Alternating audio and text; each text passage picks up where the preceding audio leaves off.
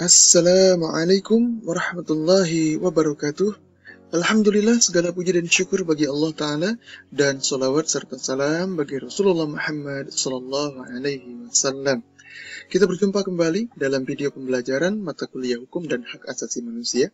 Pada kesempatan kali ini kita akan mengkaji tentang hak asasi manusia dalam ideologi dunia.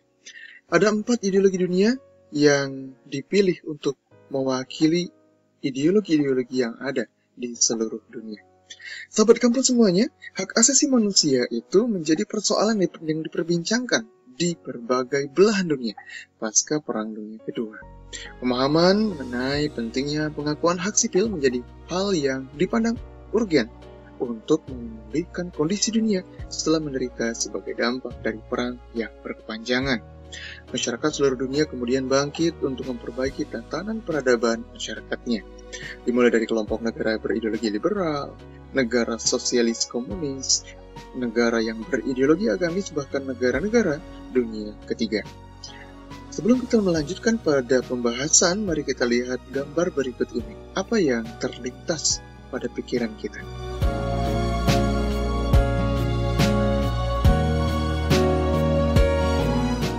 Iya, gambar ini dapat mewakili perbandingan perspektif antara ideologi sosialis, ideologi liberalis, dan ideologi agamis atau islamis dalam memandang keadilan dan hak asasi manusia. Nah, uraian lebih lengkapnya akan disampaikan pada slide-slide selanjutnya. Kita mulai dari hak asasi manusia dalam perspektif sosialis. Kaum sosialis memandang hak asasi manusia dalam perspektif yang berbeda dengan paradigma bangsa barat. Bagi kaum sosialis, kepentingan publik atau kepentingan masyarakat sosial haruslah dikedepankan ketimbang hak setiap orang. Adapun hak sipil tetap diakui dengan batas-batas yang ditentukan secara ketat oleh negara. Konsep komunal ini kemudian terus berkembang dengan dukungan politik pemerintahan yang otoriter dan kebijakan penguasa yang berujung kepada kediktatoran yang bertangan besi. Konsep hak asasi manusia bagi bangsa sosialis komunis adalah sama rata dan sama rasa. Keadilan yang ada di sini adalah keadilan komutatif, di mana semua orang mendapatkan hak secara sama, dan negara atau penguasa adalah pihak yang bertanggung jawab mewujudkan keadilan hak asasi manusianya. Tidak ada pembedaan antara satu dengan yang lainnya di dalam hukum, hak asasi, dan keadilan sosial. Tidak ada toleransi dan tidak ada dispensasi berdasarkan keadaan-keadaan tertentu, kecuali bagi sebagian kecil penguasa saja. Konsep hak asasi manusia yang semacam ini membuat rakyat terlihat adil secara kumulatif, tetapi tidak adil secara substansinya. Dalam konsep sosialis, hak milik tiap individu diminimalisir, bahkan dihilangkan. Hak-hak perorangan seperti hak sosial, hak ekonomi, dan hak-hak sipil lainnya akan diakui negara setelah terlebih dahulu mendapatkan restu pemerintah diktator yang berkuasa. Pemerintah negara yang berhaluan sosialis komunis mempersempit pengakuan terhadap kepemilikan perorangan selayaknya yang dijumpai di negara-negara barat yang menganut ideologi liberal. Menurut penguasa, hak perorangan bukanlah sesuatu hak yang harus diperjuangkan, bahkan harus diredam demi meninggikan hak asasi komunal yang mengutamakan kebersamaan, keserasian, dan keharmonisan dalam fragmen sosialis komunis. Jadi, tidaklah mengherankan jika perkembangan negara-negara sosialis seperti Korea Utara, Kuba, dan Somalia itu mengalami kondisi yang sama, yakni sulit berkembang secara pesat. Nah, bagaimana dengan perspektif liberalis? Hak asasi manusia perspektif liberalis dimulai dari terbitnya Magna Carta Liberatum pada tahun 1215, piagam yang menjadi respon atas kewenangan Raja John Lackland di Inggris. Raja John Lackland memerintah dengan kewenangan. Dia memerintah secara absolut, tanpa konstitusi. Dan selain berisi pembatasan kewenangan bagi raja, piagam tersebut juga menekankan pentingnya hak asasi manusia ketimbang kedaulatan raja, sekaligus menuntut penjaminan terhadap hak warga negara yang merdeka. Tidak ada seorang pun warga negara merdeka dapat ditekan atau dirampas kekayaannya, diperkosa, diasingkan, atau dikurangi haknya dengan cara apapun, selain untuk kepentingan umum berdasarkan undang-undang. Terbitnya Magna Carta Liberatum ini membuat negara monarki menjalankan kekuasaannya dengan konstitusional. Instrumen-instrumen berikutnya adalah lahirnya Habeas Corpus Act pada tahun 1679 di Inggris sebagai undang-undang yang lebih melindungi kebebasan warga negara dan untuk mencegah tindakan pemenjaraan yang sewenang-wenang. Selanjutnya terbit pula Bill of Rights tahun 1688 yang menekankan kebebasan warga negara yang tidak boleh diganggu-gugat. Untuk lebih lengkap silakan sahabat merujuk kepada link yang sudah ada untuk mempelajari kembali sejarah perkembangan hak asasi manusia.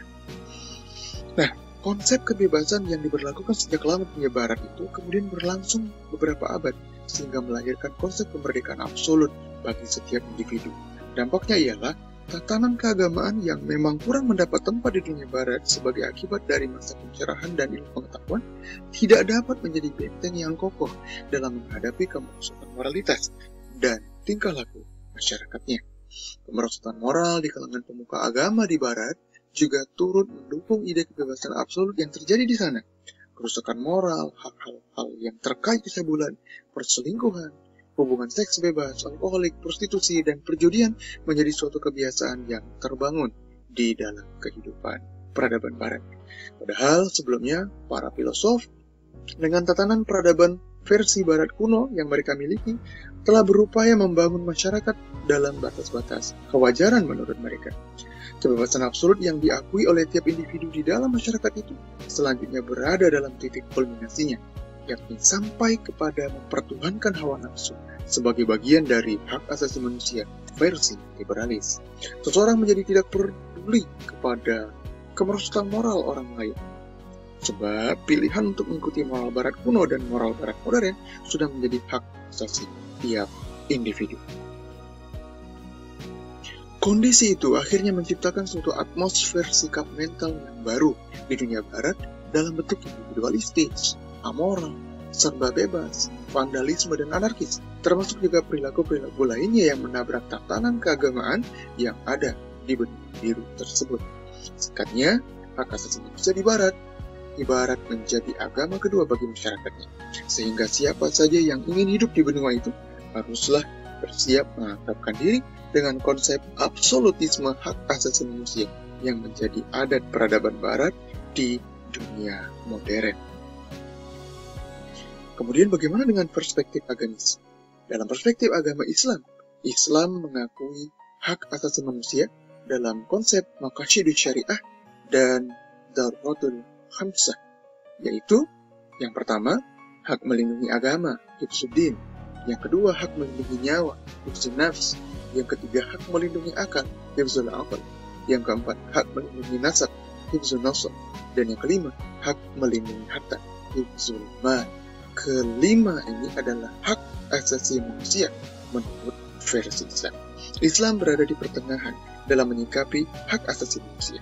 Islam tidak mengekang hak asasi seseorang dan tidak pula mengajarkan absolutisme kebebasan atas hak asasi. Ada kalanya hak seseorang itu menjadi wajib untuk diperjuangkan. Ada kalanya hak itu menjadi boleh, dan ada kalanya hak itu harus direlakan kepada pemerintah, sehingga haram untuk dituntut. Di dalam Islam, hak asasi manusia diakui dengan batasan-batasan yang ditentukan oleh syariat agama, sehingga dalam menjalankan kebebasan yang dimilikinya, seorang manusia memiliki panduan mengenai tepat atau tidaknya langkah yang diambil. Misalnya, dalam bidang harta, seseorang diperbolehkan memiliki harta yang banyak dan membunuh. Ini adalah kebebasan yang diberikan oleh agama, dengan beberapa catatan tentunya. Pada sisi lain, kebebasan itu memiliki batasan syariat. Misalnya, dalam hal harta tadi, ada pembatasan tentang hak orang lain dalam harta seseorang, sehingga muncullah konsep pemerataan ekonomi melalui zakat. Islam juga memberikan jaminan hak asasi kepada kafir zimmi yang memiliki kebebasan yang terbatas dengan imbalan jizyah. Jizyah wajib dibayarkan kepada penguasa Islam. Kemudian, perspektif Pancasila. Ini sudah kita kaji pada beberapa kesempatan yang lalu, bahwa terdapat 5 hak dasar manusia yang tersirat di dalam perumusan Pancasila. Hak memeluk agama dan beribadah menurut kepercayaannya masing-masing. Hak dimanusiakan dan diperlakukan secara beradab. Hak untuk bersatu, hak untuk berpendapat serta berpartisipasi dalam wadah-wadah organisasi dan bermusyawarah untuk mencapai mufakat, termasuk pula hak mendapatkan keadilan sosial secara merata. Inilah aspek-aspek fundamental yang menjadi dasar pengakuan hak asasi manusia dalam Pancasila. Rumusan hak asasi manusia di dalam Pancasila dan Undang-Undang Dasar tahun 1945 telah kita kaji pada pertemuan-pertemuan yang lalu. Untuk pendalaman, silakan sahabat merujuk kepada link yang disediakan pada slide ini. Poin yang perlu diingat adalah di dalam Pancasila terkandung hak asasi manusia dan implementasinya tertuang dalam rumusan pasal-pasal di dalam tentang tubuh Undang-Undang Dasar tahun 1945. Oke, kita sudah sampai di kesimpulan. Ada beberapa hal yang bisa kita petik dalam video singkat ini. Yang pertama adalah setiap ideologi memiliki cara pandang yang berbeda dalam menyikapi persoalan hak asasi manusia. Yang kedua, konsep pengakuan hak asasi manusia ideologi sosialis membuat rakyat terlihat adil secara kumulatif, tetapi tidak adil secara substansi. Kesimpulan yang ketiga, konsep kebebasan hak asasi manusia di dalam ideologi liberalis melahirkan konsep kemerdekaan absolut bagi setiap individu. Dan yang keempat, ideologi Islam berada di tengah-tengah dengan konsep qasyidus syariah dan ad-daruratul khamsah, yaitu hak melindungi agama, hifzuddin, hak melindungi nyawa, hifzun nafs, hak melindungi akal, hifzul aql, hak melindungi nasab, hifzun nasl, dan hak melindungi harta, hifzul mal. Ini adalah hak asasi di dalam agama Islam. Ada 5 hak dasar manusia yang tersirat di dalam rumusan Pancasila dan dijabarkan melalui Undang-Undang Dasar tahun 1945. Ini adalah kesimpulan butir yang kelima. Baik, inilah yang bisa dibagikan dalam kesempatan kali ini. Insya Allah kita akan jumpa lagi pada materi yang selanjutnya, yaitu hak asasi manusia di dalam Islam atau fikih hak asasi manusia. Atas keterbatasannya, saya mohon maaf. Mudah-mudahan apa yang disampaikan bermanfaat untuk kita semua. Wabillahi taufiq wal hidayah. Assalamualaikum warahmatullahi wabarakatuh.